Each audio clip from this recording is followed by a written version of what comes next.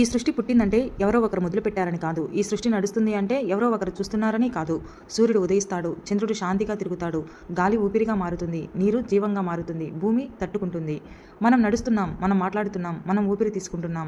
ఇది యాదృచ్ఛికం కాదు, ఇది అదృష్టమూ కాదు. సృష్టిని సృష్టించడం బ్రహ్మ పని కావచ్చు, సృష్టిని లయం చేయడం శివతత్వం కావచ్చు. కానీ ఈ లోకం నిలబడడం, జీవం కొనసాగడం, ధర్మం మధ్యలో విరిగిపోకుండా ఉండడం అన్నీ ఒక తత్వం వల్లే. అదే విష్ణుతత్వం. విష్ణువు అంటే ఆకాశంలో కూర్చుని పాలించే దేవుడు కాదు, లోకానికి దూరంగా ఉన్న దేవుడు కాదు. గాలిలో, నీటిలో, అన్నంలో, సంస్థల్లో ఆయనే ఉన్నాడు. మనం నిలబడి ఉండగలుగుతున్నామంటే అది మన బలము కాదు, అది మన అదృష్టము కాదు, అదే విష్ణుతత్వము. ఎక్కడ ధర్మం తడబడుతుందో అక్కడ ఆయన కదులుతాడు, ఎక్కడ జీవం భయపడుతుందో అక్కడే ఆయన రూపం దాలుస్తాడు. అందుకే విష్ణువు అంటే ఒక కథ కాదు, ఒక రూపము కాదు, ఒక కాలము కాదు. అందుకే మన సాంప్రదాయంలో విష్ణువుని ఒక దేవుడిలా మాత్రమే చూడలేదు. సృష్టిని ఆరంభించే బ్రహ్మతత్వం ఆయనలోనే ఉంది, సృష్టిని నిలబెట్టే విష్ణుతత్వం ఆయనే. సృష్టిని లయలో కలిపే శివతత్వం కూడా ఆయన నుంచే ప్రవహిస్తుంది. సృష్టి, స్థితి, లయం మూడు వేరువేరు కావచ్చు, కానీ అన్నీ ఒకే అనంతంలోని భాగాలు. అలాంటి అనంతమైన తత్వమే కలకాలంలో మనకు అర్థమయ్యేలా రూపం ధరించింది. అవే దశావతారాలు. ఇవి కథలు కావు, ఇవి 10 మంది దేవతల రూపాలు కావు. ఈ సృష్టి ఎలా నిలబడిందో, మన జీవితం ఎలా ముందుకు సాగుతుందో చెప్పే 10 సత్యాలు. దశ అవతారాలలో మొదటిది మత్స్య అవతారము. వేదాలు అపహరించినప్పుడు స్వామి మత్స్య అవతారాన్ని స్వీకరించారు. ఇది కాలానికి జరిగిన సంఘటన, కానీ వేదాలంటే జ్ఞానం, జ్ఞానం పోతే అంధకారం అవుతుంది. అందుకే ఈ అవతారం మనకి ఒక బోధ ఇస్తుంది. జ్ఞానాన్ని కాపాడితే ధర్మం నిలుస్తుంది. విష్ణువు వేదాలను కాపాడాడు, మనం జ్ఞానాన్ని కాపాడాలి. రెండవది కూర్మ అవతారం. సముద్ర మదన సమయంలో దేవతలు, రాక్షసులు కదిలిపోయారు. ఈ మదనానికి ఆధారం కావాలి. అప్పుడు స్వామి మాటలు లేకుండా పునాదిగా నిలిచారు. ఇది దేవతల కోసం వచ్చిన అవతారం, కానీ మనకు చెప్పే బోధ పెద్ద కార్యాలకు పునాది కావాలి. ఆ పునాది మౌనంగా కూడా ఉండవచ్చు అని.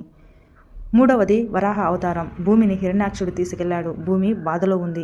విష్ణువు వెనక్కి తగ్గలేదు, బాధ్యతగా స్వీకరించాడు. ఇది రాక్షసునితో యుద్ధం మాత్రమే కాదు, ఇది ధర్మ నిర్ణయం. బాధలో ఉన్నవాడిని వదలని స్వభావమే విష్ణుతత్వము. తర్వాత నరసింహ అవతారం. ప్రహ్లాదుడు ఒంటరిగా నిలబడ్డాడు, ప్రపంచం అతనికి ఎదురు నిలిచింది. అప్పుడు స్వామి రూపానికి రూపం లేకుండా వచ్చాడు. ఇది ఒక బాలుడి కోసం జరిగింది, కానీ బోధ మాత్రం భక్తి బలహీనంగా కనిపించవచ్చు, కానీ అది ఎప్పుడూ ఓడిపోదు అని చెప్పడం. తర్వాత వామన అవతారం. బలిచక్రవర్తి మహాదాత, కానీ అహంకారం చొరబడింది. అప్పుడు స్వామి చిన్న రూపంలో వచ్చాడు. ఇది బలి కోసం జరిగింది, కానీ మనకు ఇచ్చే సందేశం అహంకారం ఎంత పెద్దదైనా దైవం ముందు 3 అడుగులే అని. తర్వాత పరశురామ అవతారం. అన్యాయం రాజ్యమేలిన కాలంలో క్షత్రియ ధర్మం దిగజారింది. అప్పుడు పరశురామ అవతారం వచ్చింది. ఇది ప్రతీకారం కాదు, ఇది శిక్ష కాదు.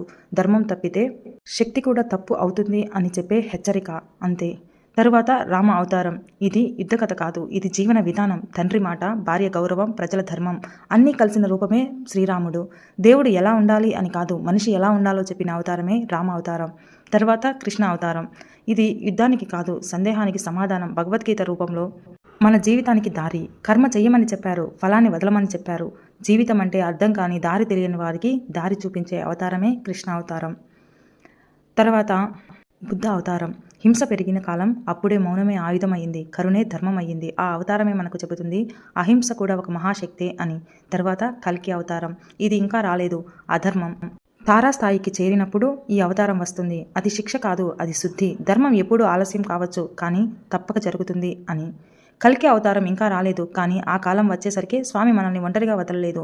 అందుకే ఈ యుగంలో విష్ణువు ప్రత్యక్షంగా నిలిచిన రూపమే శ్రీ వెంకటేశ్వర స్వామి. ఇది కథ కాదు, ఇది నమ్మకం కాదు, ఇది అనుభవం. ప్రతి భక్తుడు తన బాధతో తిరుమల ఎక్కుతారు, అక్కడ సమాధానంతో దిగుతాడు. అది స్వామి కృప. అక్కడ స్వామి రాజులా కూర్చోలేదు, తండ్రిలా నిలిచాడు, అమ్మలా ఆదరించాడు, మౌనంగా మన మనసు వింటున్నాడు. అందుకే అంటారు వెంకటేశ్వర స్వామి సాక్షాత్తు విష్ణుమూర్తి అని. కలియుగంలో ధర్మం బలహీనపడినప్పుడు భక్తి మిగిలిన చోటు, ఆ భక్తికి ఆశ్రయమే తిరుమల. విష్ణువు ఆకాశంలో మాత్రమే లేరు, మన ఊపిరిలో ఉన్నాడు. మనకు ధైర్యం ఇచ్చే శక్తి విష్ణువు, మనలో కరుణగా మారేది మహావిష్ణువు. ధర్మం నిలబడితే విష్ణువు మనలోనే ఉన్నట్లు. అవతారాలు వచ్చాయి వెళ్ళాయి, కానీ తత్వం మాత్రం నిలిచింది. వేదాలుగా, భక్తిగా, కర్మగా, కరుణగా, ప్రతి రూపంలో విష్ణువే. విష్ణువు అంటే దేవుడు మాత్రమే కాదు, జీవం ఎలా ఉండాలో చెప్పే దారి. ఈ వీడియోలో నాకు తెలిసినంతలో విష్ణుతత్వాన్ని భక్తితో చెప్పే ప్రయత్నం చేశాను. ఈ మాటలు మీ మనసుకు తాగినట్లయితే దయచేసి ఈ వీడియోను లైక్ చేయండి. ఇలాంటి భక్తి తత్వాలను ఇంకా ఎక్కువ మందికి చేరాలంటే మన ఛానల్ని సబ్స్క్రైబ్ చేసుకోండి. Thank you.